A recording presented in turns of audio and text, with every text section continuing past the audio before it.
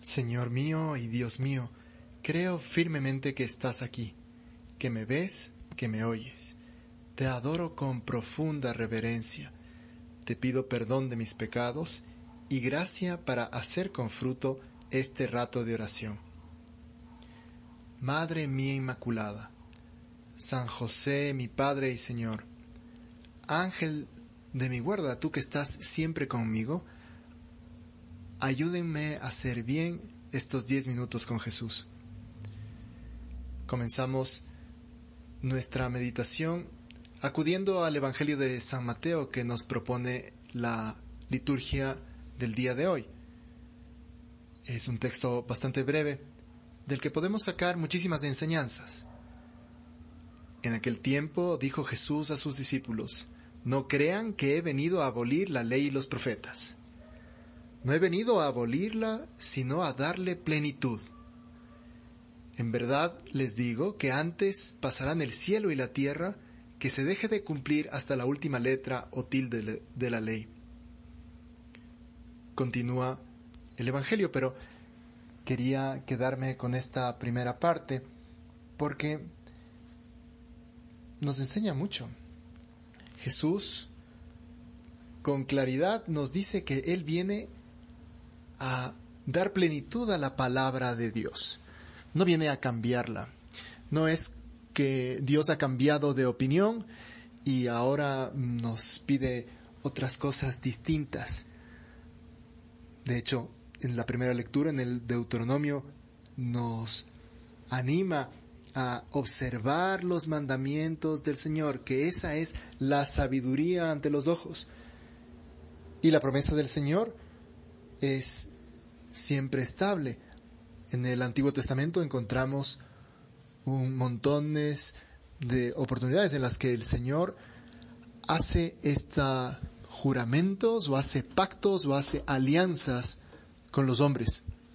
Así la alianza con Abraham, que le dice que va a ser el padre de una multitud de pueblos, cosa que lo confirmamos ahora.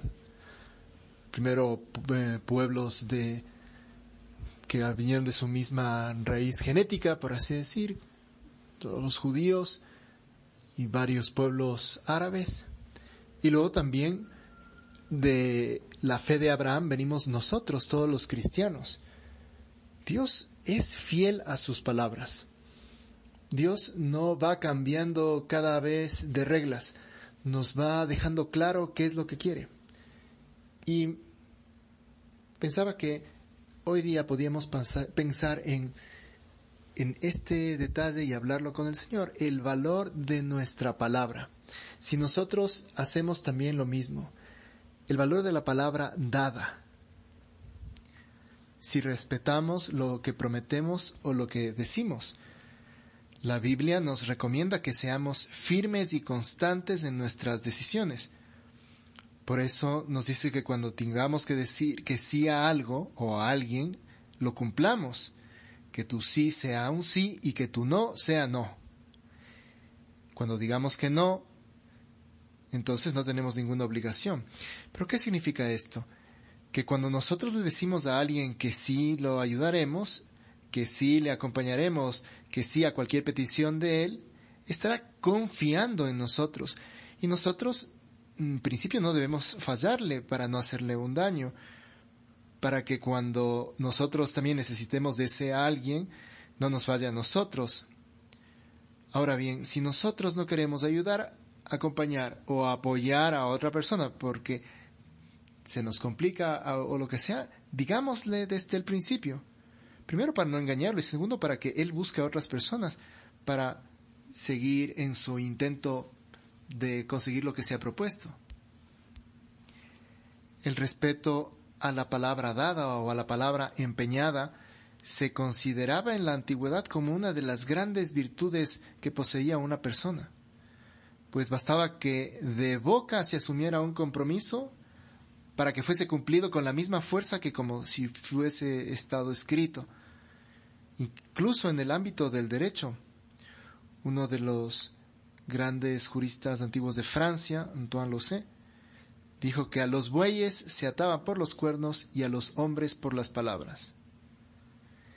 Tenemos grandes ejemplos en la humanidad de personas que, por respeto a su palabra, sufrieron grandes penurias, grandes adversidades. Un ejemplo tal vez un poco fuerte es el de Marco Atilio Régulo, que era un general romano que durante las guerras púnicas fue agarrado prisionero junto con otros 5,000 de sus hombres. Y tras varios años de cautiverio, fue enviado a Roma por los cartagineses. Se calcula que más o menos en el 241 a.C. Previa palabra de honor de que regresaría con un mensaje en el que se solicitaba la paz y el intercambio de prisioneros. Régulo, convencido de que la continuación de la guerra favorecía a Roma, porque ya se daba cuenta que los cartagineses estaban perdiendo, cuando fue a Roma convenció al Senado para que rechazara la propuesta. Pero fiel a la promesa que había hecho, regresó a Cartago para proseguir con su cautiverio. Y claro, como comprenderán ahí, irritados por su comportamiento, le sometieron a los más horribles tormentos que le causaron la muerte. Él podía haberse quedado, podía haber hecho lo que muchos tal vez, ¿no?, aprovecharse la situación, ser un poco vivos. Sin embargo, claro, la palabra dada, ¿no?